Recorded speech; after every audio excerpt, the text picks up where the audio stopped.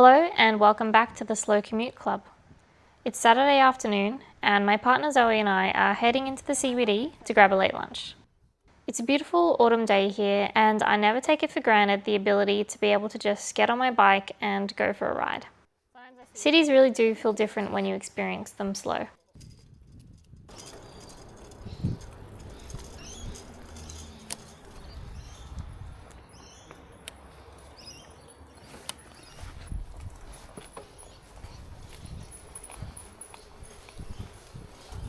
My basket is so crooked. Actually my handlebars. I don't have an Allen key. Damn it.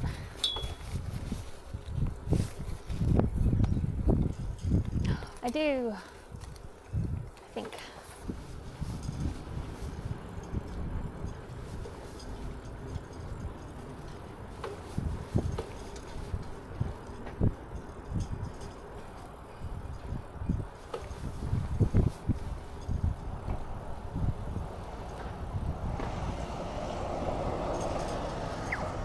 I think let's just go.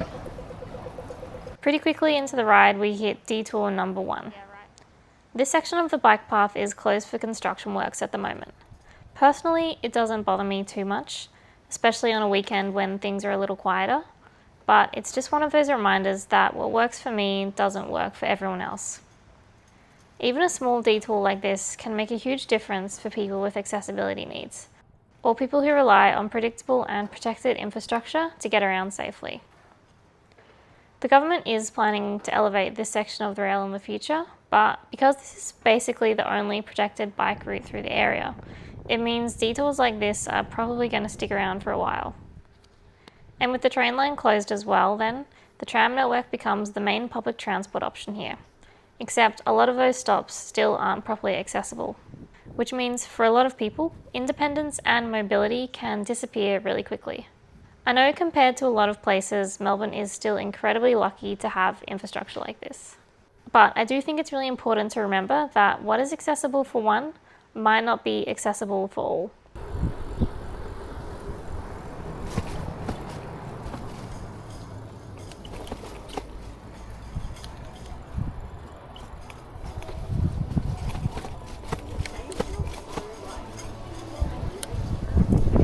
Really? Sorry, what is that place?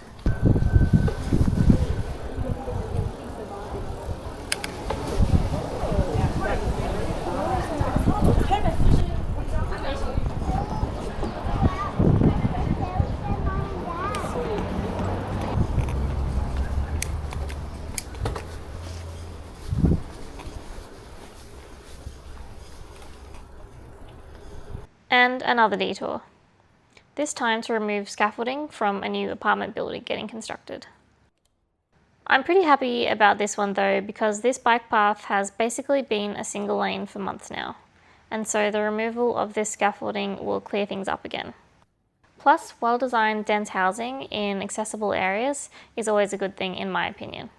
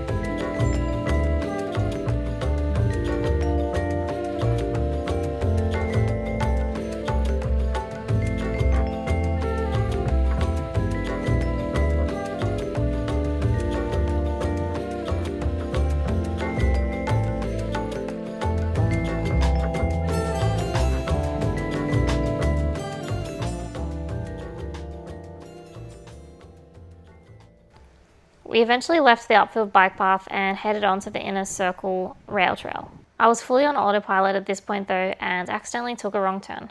Luckily though, taking a wrong turn on a bike is way less annoying than taking a wrong turn in a car. Half the time you just discover something new instead. Also, a big thank you to Obscure Orchestra for providing the music for this week's video.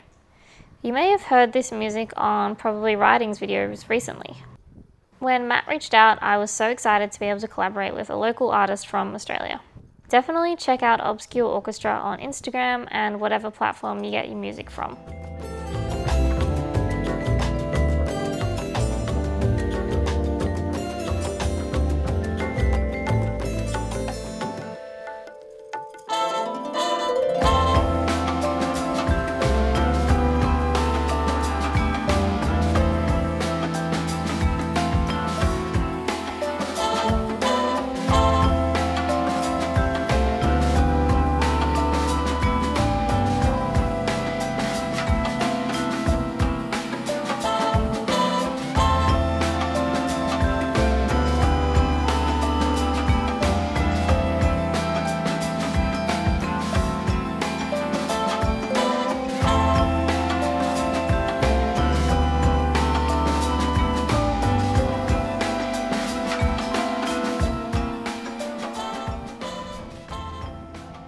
Heading further into the city now, you can definitely feel things are getting busier.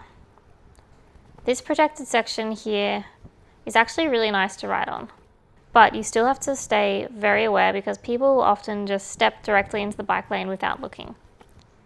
Sometimes it's pedestrians or cyclists just stop in the middle of the path, like this one. So even with good infrastructure, you still need to pay attention constantly.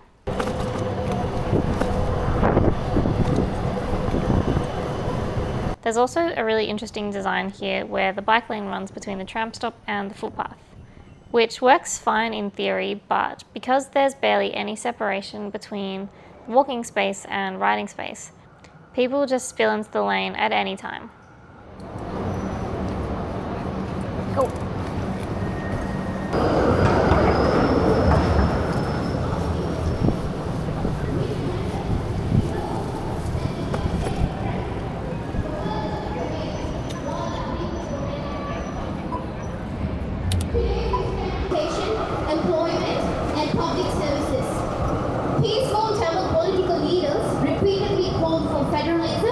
Equal rights and language protections. Agreements are signed between Tamil leaders. I honestly wouldn't recommend riding directly through the CBD unless you have to. But to be fair, I'd probably say the same thing about driving, especially if you don't want to end up like this car.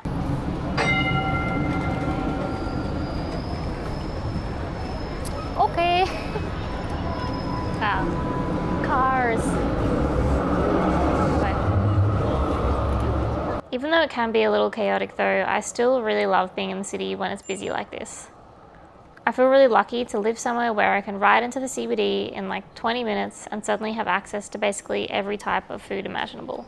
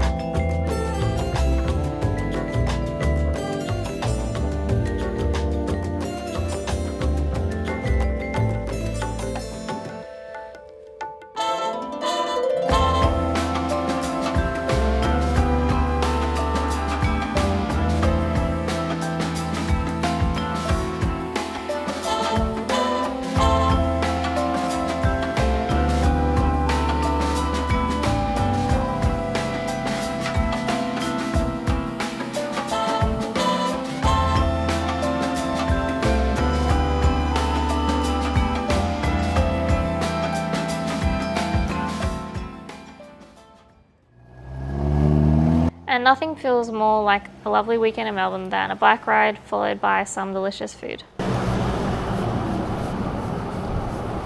There's nothing more I love than coming home after a nice bike ride and meal and getting comfy on the couch, spending the evening watching TV and looking up bike components until my eyes turn into wheels. And for all of those who are wondering on a Bombora update, it's coming along very slowly. I'm just taking my time researching everything I want. So stay tuned.